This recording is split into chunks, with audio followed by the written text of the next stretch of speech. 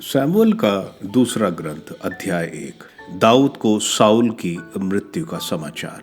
Saul की मृत्यु के बाद दाऊद ने अमलेकियों को हराकर सिकलैग में 2 दिन बिताए।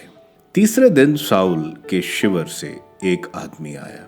उसके कपड़े फटे हुए थे और वह सिर पर मिट्टी डाले हुए था। उसने दाऊद के पास पहुंचने पर मुंह के बल गिरकर उसे दंडवत किया।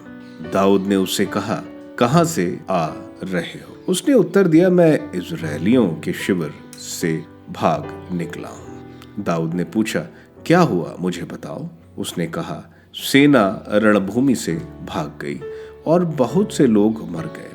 साउल और उसके पुत्र योनातन की भी मृत्यु हो गई है। दाऊद ने समाचार लाने वाले नवयुवक से पूछा, तुमको यह कैसे मालूम हुआ कि साउल और उनके पुत्र योनातान की मृत्यु हो गई है? समाचार लाने वाले नवयुवक ने कहा, संयोग से मैं गिलबोआ के पर्वत पर था। वहां मैंने साउल को भाला टेके खड़ा देखा। रथ और रथी उन पर टूट पड़ रहे थे।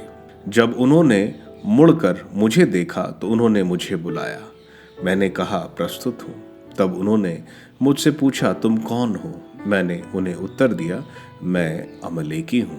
उन्होंने मुझे आज्ञा दी, पास आकर मेरा वध करो, क्योंकि मुझे बहुत अधिक कष्ट हो रहा है। यद्यपि मेरे प्राण अभी तक अटके हुए हैं, इसलिए पास जाकर मैंने उनका वध किया, क्योंकि मैं जानता था कि वह गिरने के बाद बच नहीं पाएंगे।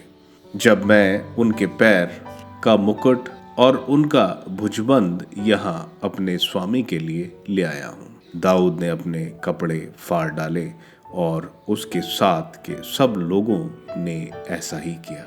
वे विलाप करने लगे और रोने लगे, क्योंकि साउल, उसका पुत्र योनातन और ईश्वर की प्रजा इज़राइल का घराना, ये सब तलवार के घाट उतार दिए गए थे। और उन्होंने शाम तक उपवास किया। दाऊद ने समाचार लाने वाले युवक से पूछा, तुम कहाँ के निवासी हो? उसने उत्तर दिया, मैं एक प्रवासी का पुत्र हूँ, अमलेकी हूँ। तब दाऊद ने उसे फटकारा।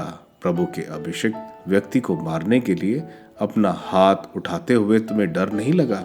तब दाऊद ने एक नवयुवक को बुलाकर आज्ञा दी, आओ इसका वध करो। और उसने उसे मार डाला। दाऊद ने उससे कहा, तुम्हारा खून तुम्हारे सिर पर पड़े।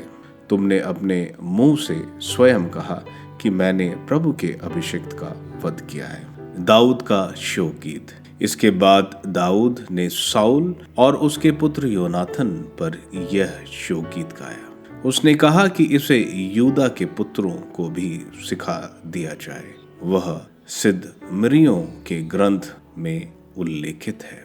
साउल और योनातन इज़राइल के गौरव पर्वत पर मारे गए। वीर योद्धा कैसे मारे गए? गत में इसकी घोषणा मत करो। अश्कलोन की सड़कों पर इसका सूचना मत दो, नहीं तो फिलिस्तीनियों की पुत्री प्रसन्न होंगी। बेखतना लोग की पुत्रियां हर्ष विभोर हो उठेंगी। गिलबोआ के पर्वतों, तुम पर ना तो ओस गिरे, ना जल बरसे और ना खेत उपजाऊ हो, क्योंकि वहां वीरों की ढाल दूषित हो गई है। साउल की ढाल जो तेल से नहीं बल्कि आहतों के रक्त और वीरों की वसा से सींचित थी। योनातान का धनुष जो कभी पीठ नहीं दिखाता था। साउल की तलवार जो कभी व्यर्थ नहीं लौटती थी। साउल और योनातान सौम्य और परम प्रिय, जीवन में और मरण में भी अलग नहीं हुए। वे गरुड़ों से भी अधिक गुदगामी थे, सिंहों से भी अधिक शक्तिशाली। इज़राइल की पुत्रियों, साउल पर विलाप करो। वह तुम्हें सुंदर किरमिजी और छाल्टी पहनाते थे। वह तुम्हारे वस्त्र पर स्वर्ण आभूषण सजाते थे। वीर योद्धा युद्ध में कैसे मारे गए। योनातन, तुम युद्ध में खेत आए और पर्वत पर निर्जीव पड़े हुए हो। भाई योनातन, तुम्हारे कारण मेरा हृदय भारी है। मैं तुमको बहुत अधिक प्यार करता था। स्त्रियों के प्रेम की अपेक्षा तुम्हारा प्रेम मेरे लिए अधिक मूल्यवान था। वीर योद्धा कैसे मारे गए, युद्ध के अस्त्र शस्त्र कैसे नष्ट हुए।